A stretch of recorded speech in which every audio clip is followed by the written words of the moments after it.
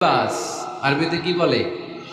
লিবাস। আল্লাহ বলেছেন, ও নারীরা তোমরা পুরুষদের জন্য পোশাক, আর ও পুরুষেরা তোমরা নারীদের জন্য পোশাক। পড়েন সুবহানাল্লাহ।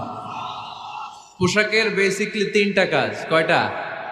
কেউ কথা কয় না, আরো জোরে বলেন কয়টা?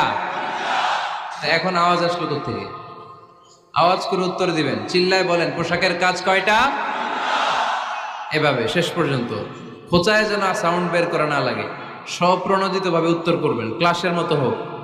তিনটা কাজ। এক নম্বর কাজ হচ্ছে পোশাক ইজ্জতের আবরু, লজ্জাস্থান ঢেকে রাখে, ঠিক কিনা? আমাদের লজ্জাস্থান ঢেকে রেখেছে আমাদের পোশাক। ঠিক তেমনি স্বামী তার স্ত্রীর ইজ্জত হেফাজত করে, স্ত্রী তার স্বামীর ইজ্জত হেফাজত করে, স্বামী তার স্ত্রীর চরিত্র হেফাজত করে, আর স্ত্রী তার স্বামীর চরিত্র হেফাজত করে। এজন্য আল্লাহ একে অপরের উদাহরণ